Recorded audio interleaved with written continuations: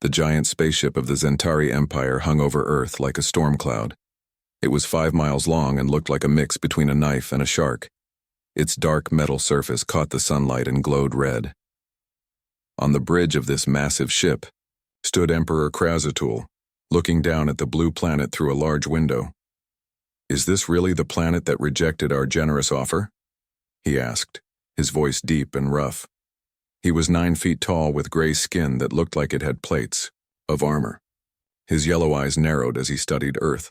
Lord Vexmore, his chief advisor, stood beside him. "Yes, Emperor, they call it Earth. Their technology is at least 200 years behind ours. They've barely started exploring their own solar system." "Then, why haven't they surrendered?" Krazatul growled. "Do they not understand what they face? They are strange, Emperor. Their society lacks proper order. They allow females to serve in their military and government. Some even command their ships." The Emperor laughed, a sound like rocks falling down a mountain. "Females? As warriors? No wonder they are so weak. Perhaps we should simply take what we want and be done with it. We have followed protocol and invited them to send representatives to discuss terms," Vexmore said. "Their ship approaches now." Far below, a much smaller spacecraft left Earth's atmosphere. The USS Defiance was the pride of Earth's fleet, though. It looked like a toy next to the Zentari vessel. Inside, Commander Olivia Martinez checked her uniform one last time before meeting with her team. "Remember," she told the 20 soldiers lined up before her, "we are representing all of Earth today. The Zentari have conquered hundreds of worlds. We need to show strength without starting a war we can't win." Admiral Jack Sullivan, a gray-haired man with a weathered face, stepped forward. "Commander Martinez will lead the security detail. I'll handle the diplomatic side with the UN representatives. Any questions?" A young soldier raised her hand.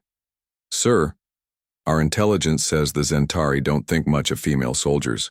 Should we be concerned?" Martinez smiled slightly. "Let them think what they want, Private Rogers. Their mistake will be our advantage." The human ship docked with the massive Zentari vessel.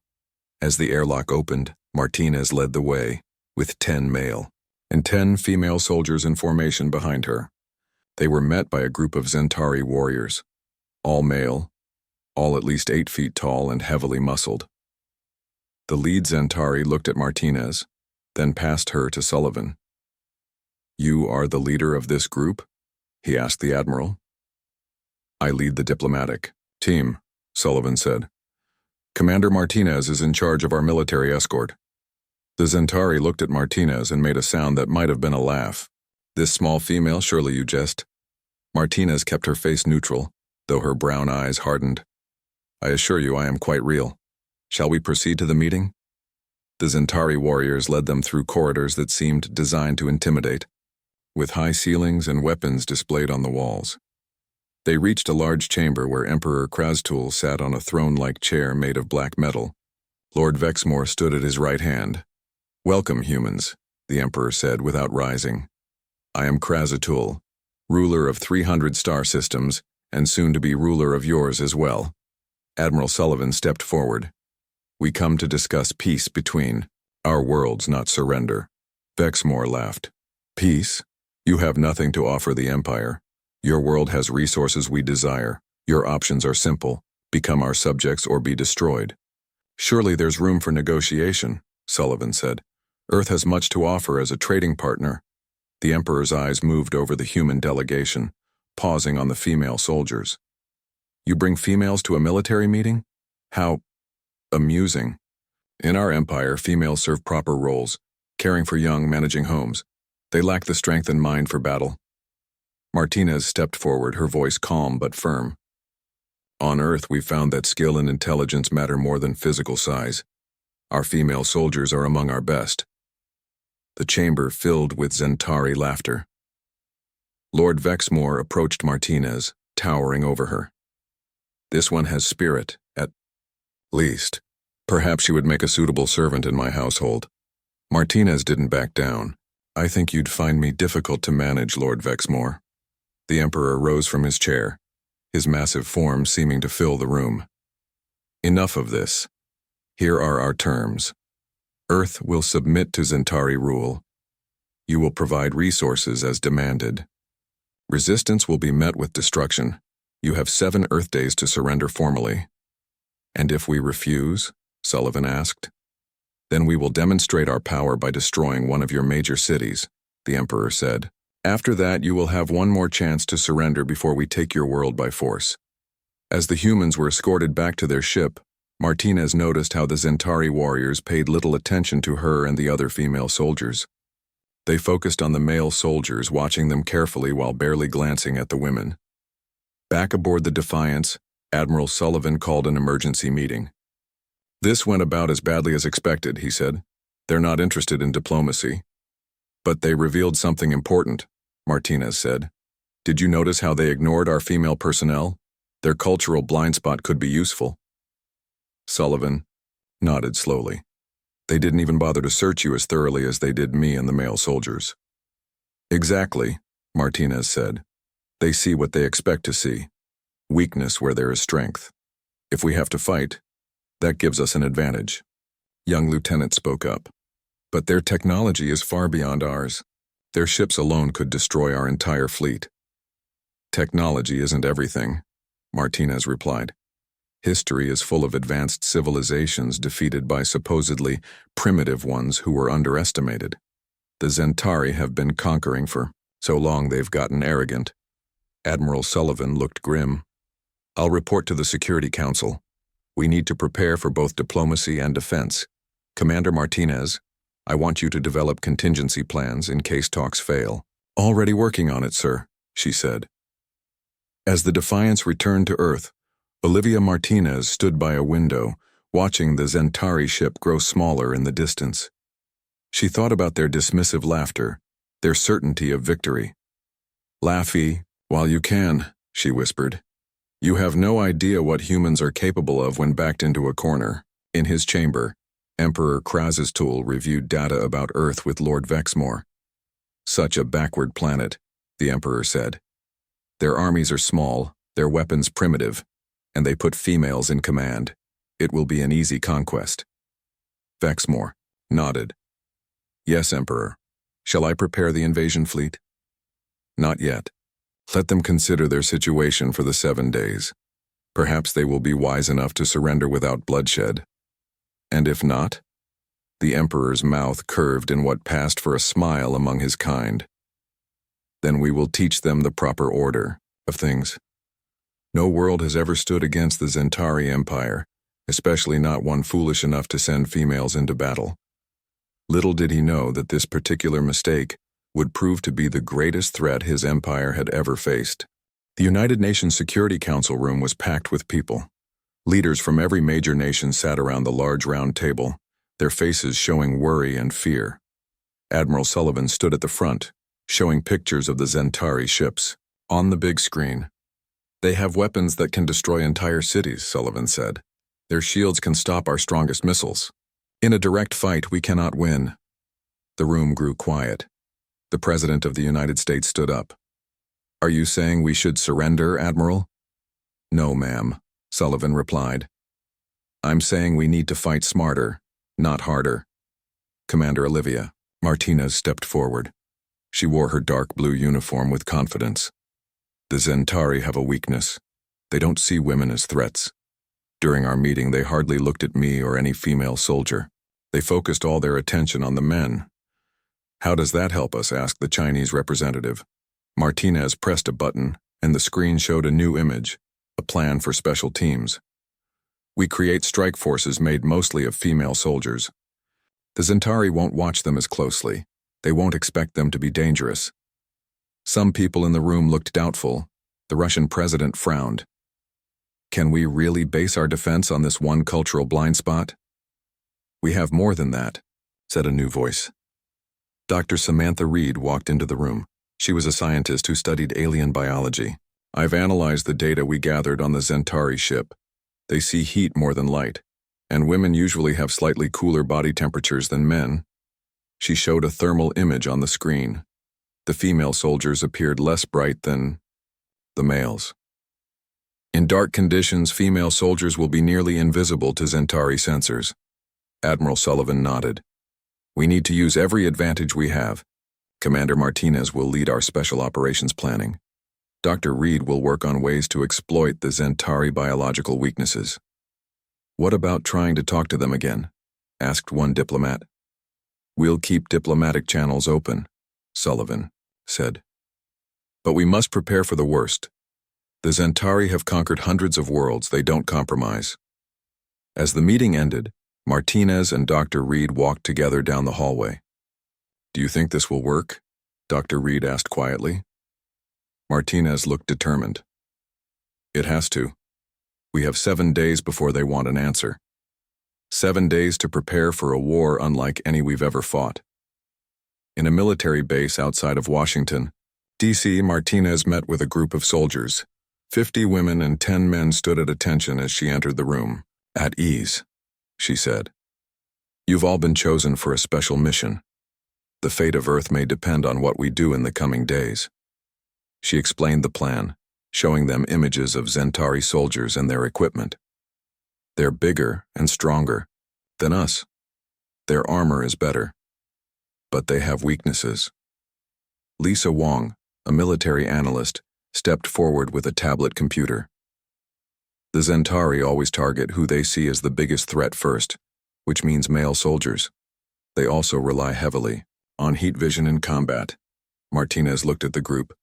We're going to train to exploit these weaknesses. We'll move at night when our cooler body temperatures give us an advantage. We'll let them focus on our male teammates while we hit them from the sides. A young soldier raised her hand. Commander, isn't this risky? Counting on them to ignore us? Every war strategy depends on the enemy making mistakes, Martinez said. The Zentari have been winning for so long they've gotten lazy. Their blind spot about women will be their downfall. Over the next few days, the special teams trained constantly. They practiced moving in the dark, using special suits that masked their heat signatures even more. The male soldiers learned to be obvious targets, drawing Zentari attention while the women moved into position. On the 6th day, Martinez was called back to the UN building. Admiral Sullivan met her at the door. The Zentari have called again, he said grimly. They want our answer a day early. In the communication room, the big screen showed Emperor Krasistul's face. He looked bored and confident. Humans, he said. Have you decided to accept our generous offer of mercy? The UN Secretary General spoke firmly. We decline your offer. Earth is our home, and we will defend it. The Emperor didn't seem surprised, as expected from such a primitive species. Very well. To show our power, we will destroy one of your cities. After you witness our strength, you will have one final chance to surrender. The screen went dark. Minutes later, alarms started blaring. They're moving, shouted a radar operator. A smaller ship has broken off from the main vessel and is heading toward Paris. Everyone watched the screens in horror as the Zentari ship positioned itself above Paris. A bright beam of light shot down from the ship. When it faded, a circle 2 miles wide in the center of Paris was simply gone. Buildings, people, everything had vanished, leaving only a smoking crater.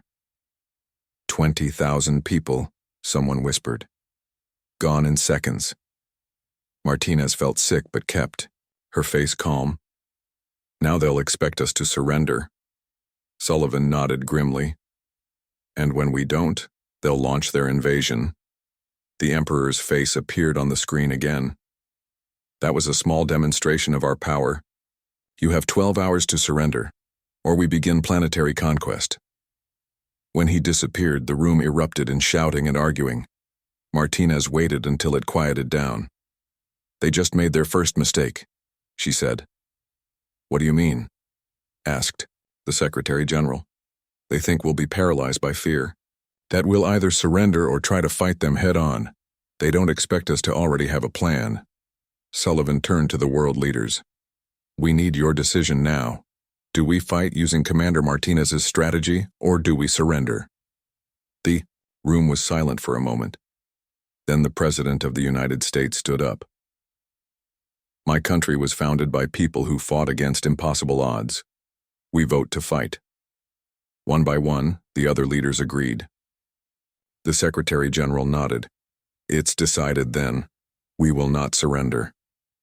Martinez left immediately to join her team. The Special Forces soldiers were already gearing up when she arrived. "We're moving to Phase 1, she told them. "The Zentari will begin landing troops in 12 hours. Our job is to show them that conquering Earth won't be as easy as they think." A soldier handed her a specially designed rifle. "Do you really think we can win against their technology, Commander?" Martinez checked her weapon. "Technology isn't everything. Throughout history, overconfident empires have been defeated by smaller forces they underestimated." She looked at the women around her. "The Zentari think we're weak because half our fighters are female. By the time they realize their mistake, it will be too late." High above Earth, Emperor Krazatul watched the planet with satisfaction. "Soon, this world will be just another subject planet of our glorious empire," he told Lord Vexmore. "Should we prepare for resistance?" Vexmore asked. The Emperor laughed. "From these primitives? They have no chance against us. Their armies are small, their weapons weak, and half their soldiers are females. No, this conquest will be quick and easy." Little did the mighty Zentari Emperor know that this particular conquest would be unlike any his empire had ever faced before. The sky filled with Zentari ships as they entered Earth's atmosphere. They looked like giant metal insects, dark against the blue sky. People ran for shelter as the ships flew over major cities. Soldiers moved into position, but their weapons seemed small and weak compared to the alien ships. From his command ship, Emperor Krazatul watched with satisfaction. "Begin the landing," he ordered. "Take their major government centers first." Lord Vexmore bowed. "As you command, Emperor. Our first troops are landing now in what they call Washington, D.C. and Beijing. We expect little resistance." Zentari landing craft touched down in the center of Washington, D.C. Huge doors opened, and armored soldiers marched out. They stood, 9 feet tall, carrying weapons that glowed with strange energy. Their commander, a warrior named Draktor, surveyed the empty streets. "Spread out," he ordered. "Secure the area. These humans are weak. This will be easy." The Zentari soldiers moved through the streets, their heavy steps shaking the ground. They approached the White House, expecting to capture Earth's leaders quickly. Instead, they found the building empty. "They have fled," a soldier reported. "Cowards." Draktor wasn't so sure. "Something doesn't feel right. Where are their defenders?" As if answering his question, gunfire erupted from several directions. The bullets bounced off Zentari armor, doing little damage. Draktor laughed. "Their weapons are useless. Forward." The Zentari focused their fire on the visible human soldiers, all male, who were firing from behind barricades. The aliens' energy weapons tore through the barricades, killing several men. The remaining human soldiers fell back. "They retreat." "Already," Draktor said with satisfaction. "Pursue them." The Zentari moved forward, following the male soldiers. None of them noticed the shadows moving behind them. Female soldiers in special dark suits that masked their heat signatures. Major Kelly Davis led her team silently into position. "Wait for my signal," she whispered into her radio. "Remember the plan." When the Zentari were fully committed to chasing the male soldiers, Davis gave the signal. "Now!" 20 female soldiers emerged from hiding places and attacked from behind. They aimed for the weak spots in Zentari armor that Dr. Reed had identified, the joints and neck area. Using special ammunition designed to penetrate alien armor, they fired with precision. This time, the bullets found their mark. 5 Zentari fell before they realized what was happening. They turned in confusion, not understanding where this new attack was coming from. "Behind us!" one shouted. "Humans!" Draktor spun around, shocked to see female soldiers attacking his forces. Females? Fighting? The concept was so foreign to him that he hesitated for a crucial moment. Davis didn't hesitate. She threw a specially designed grenade that stuck to Draktor's chest plate. It exploded, not outward, but inward, punching through his armor. The Zentari commander fell. Without their leader, the Zentari soldiers became disorganized. More fell to the precise shooting of the female soldiers. The male soldiers, who had only pretended to retreat, now returned to the fight. Caught between 2 forces, the Zentari landing party was defeated. Similar scenes played out in cities across Earth. The Zentari, expecting easy victories, found themselves ambushed by forces they couldn't see properly and had been trained to ignore, their casualties mounted in ways they couldn't understand. On the command ship, Emperor Krasatul received the reports with growing anger. "How is this possible?" he roared. "How can primitive humans defeat our warriors?" Lord Vexmore looked pale. "I don't understand, Emperor. Our forces are being ambushed in ways that make no sense. They report that female humans are fighting alongside males." "Females?" The Emperor laughed harshly. "Our warriors are being defeated by females? Impossible." "The reports are clear," Vexmore insisted. "And there's more. Our thermal sensors aren't detecting many of the human fighters until they're already firing at us." The Emperor slammed his fist on his throne. "Send more troops, crush these insects." More Zentari ships landed. This time, they were more cautious. But they still couldn't overcome their basic training and culture, which told them that female fighters were no threat. Again and again, they focused on male soldiers while the women maneuvered into position for devastating attacks. In New York City, Lieutenant Natalie Brown led her team through the subway tunnels. Above them, Zentari troops patrolled the streets. Brown's mission was to rescue a group of human scientists who were trapped in a research building. "Remember," she told her team, "move quietly and stay in the shadows. Their heat sensors won't pick us up if we're careful." They emerged from the subway 3 blocks from the target building. Zentari patrols passed nearby, but the female soldiers remained undetected in their special suits. They reached the building and found 10 scientists hiding in a basement lab. "We're here to get you out," Brown told them. "Stay close and do exactly as I say." As they prepared to leave, a Zentari patrol entered the building. Brown signaled her team to take positions. When the aliens reached the lab level, the women opened fire from multiple directions. The confused Zentari couldn't determine where all the attacks were coming from. Within minutes, all 5 alien soldiers were down. "Move now," Brown ordered. "More will come soon." They led the scientists back to the subway tunnel. As they moved through the darkness, they heard heavy footsteps above. A much larger Zentari force was searching for them.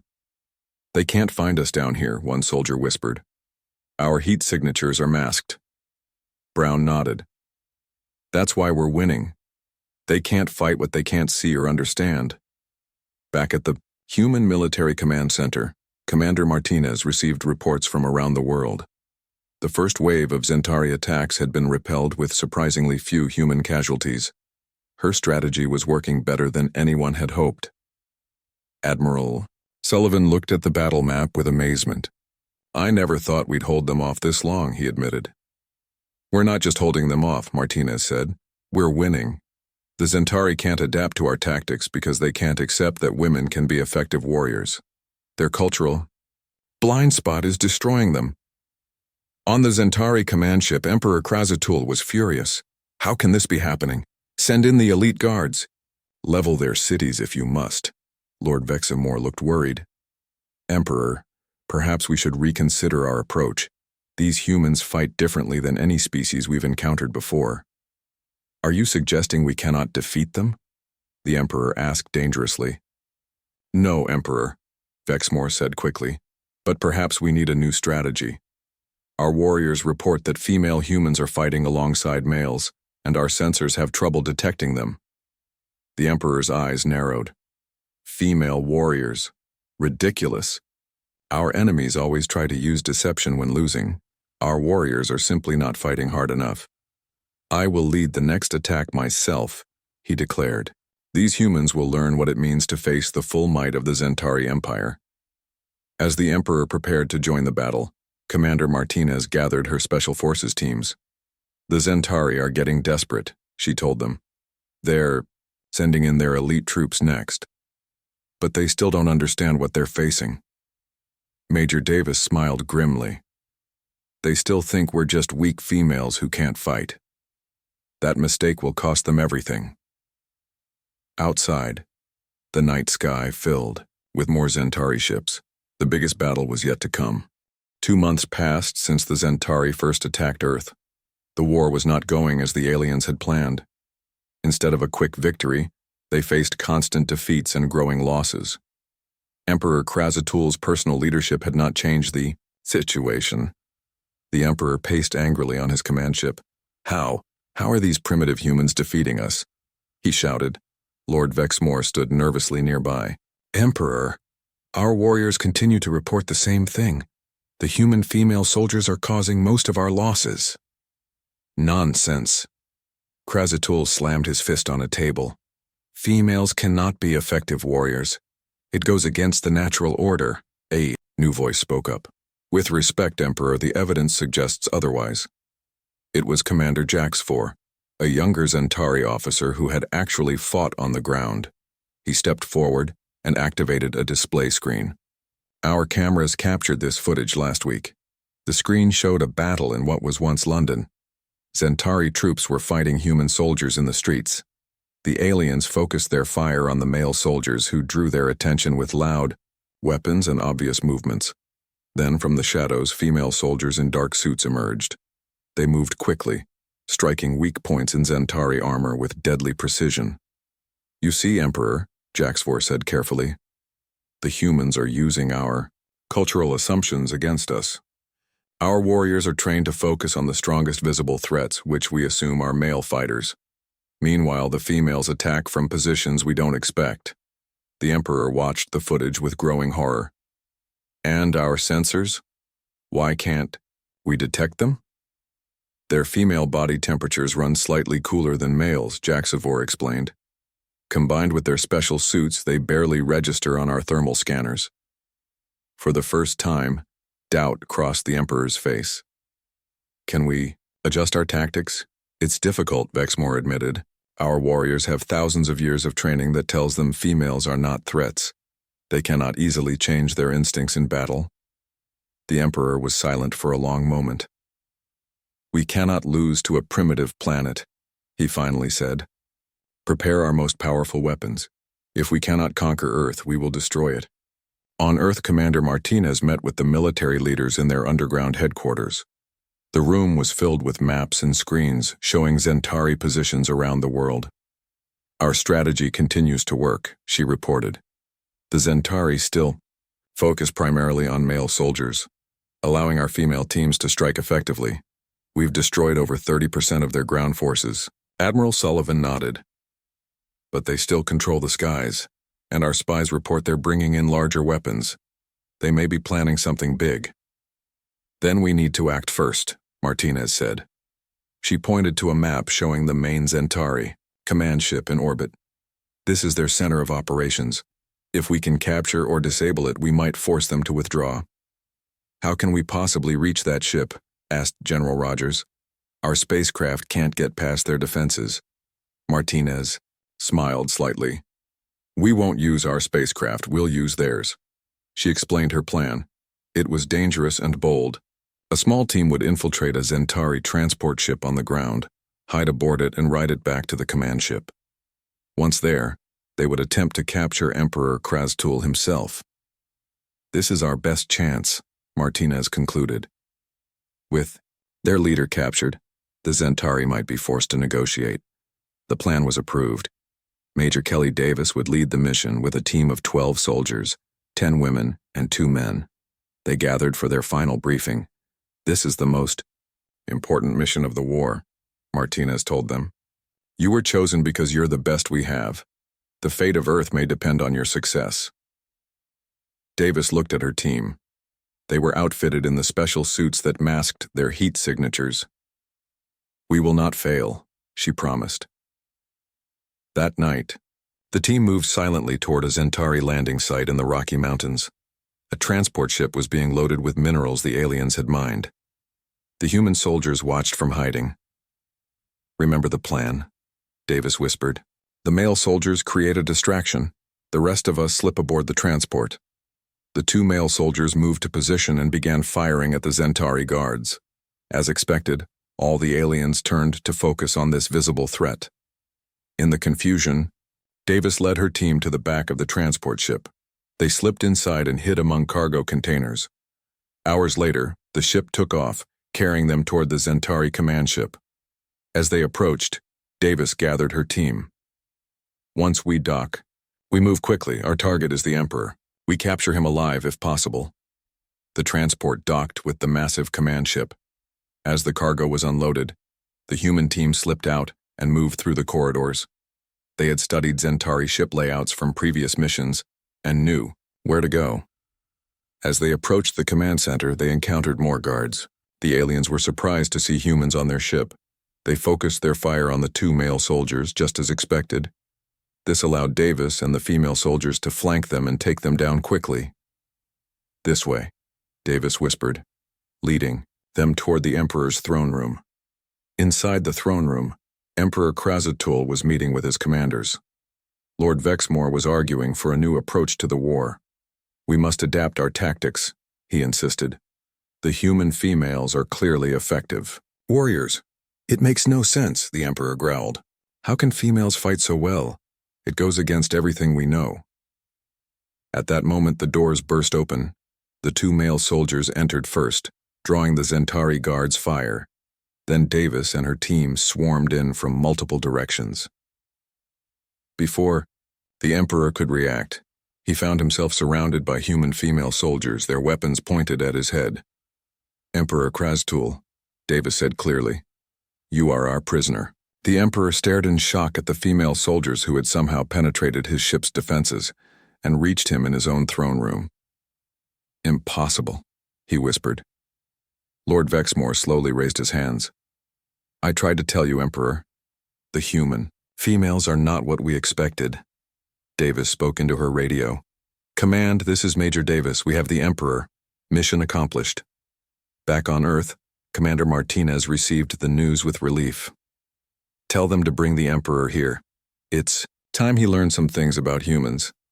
News of the Emperor's capture spread quickly through the Zentari fleet. Some wanted to continue fighting, but most were shocked that their leader had been captured by what they considered an inferior species. Commander Jaxvor took temporary command of the fleet.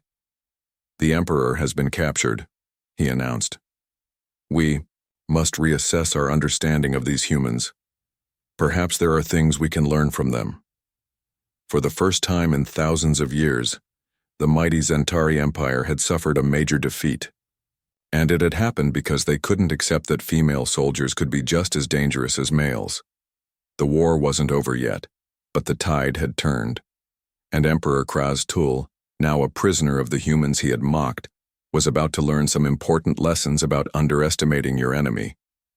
Emperor Krazatul sat in a specially built cell in the underground human headquarters. It was large enough for his 9-foot frame, but he still looked uncomfortable. He refused to speak or eat for the first 2 days of his captivity. On the third day, Commander Olivia Martinez entered his cell. The Emperor looked at her with disgust. "Have you come to mock me?" he asked.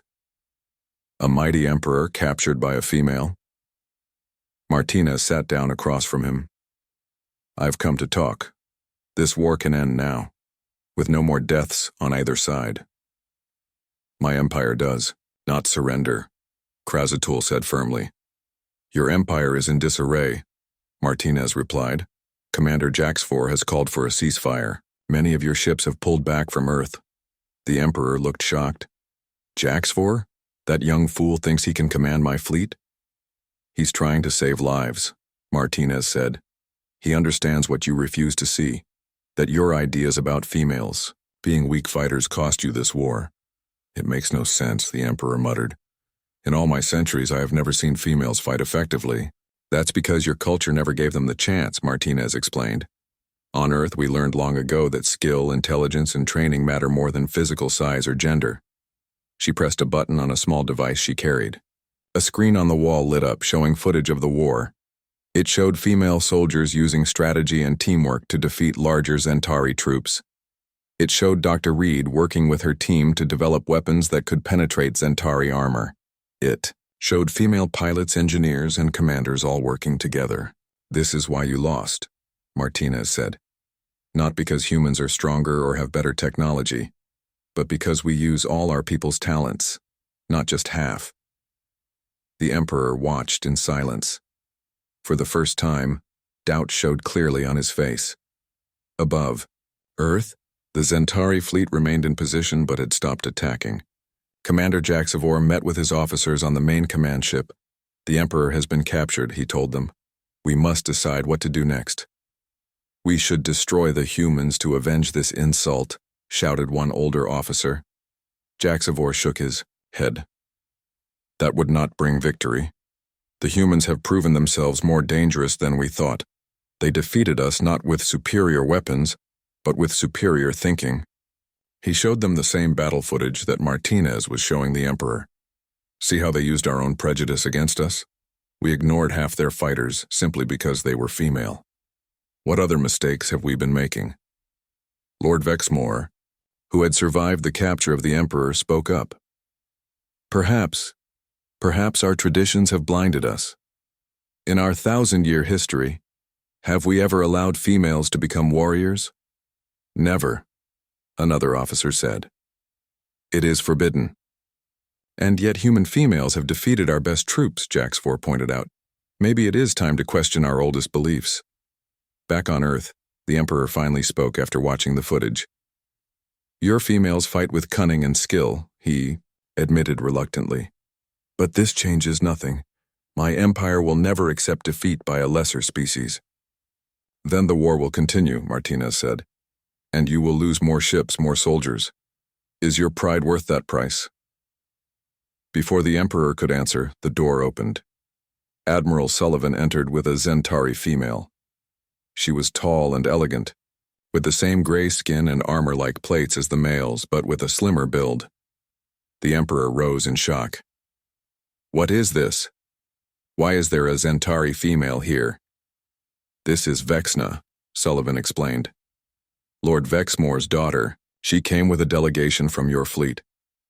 Vexna approached the Emperor and bowed slightly. Great Emperor, I bring a message from Commander HFY and the fleet. A female should not be involved in military matters, the Emperor protested. Vexna stood tall. With respect, Emperor, that thinking has led to our defeat. I have studied the humans and their ways. Their females are powerful warriors and leaders because they are allowed to be. Our empire limits itself by limiting its females. The Emperor looked at her with new eyes. You speak boldly for a female. I speak the truth, she replied. Commander HFY sent me because he wanted you to see what is possible.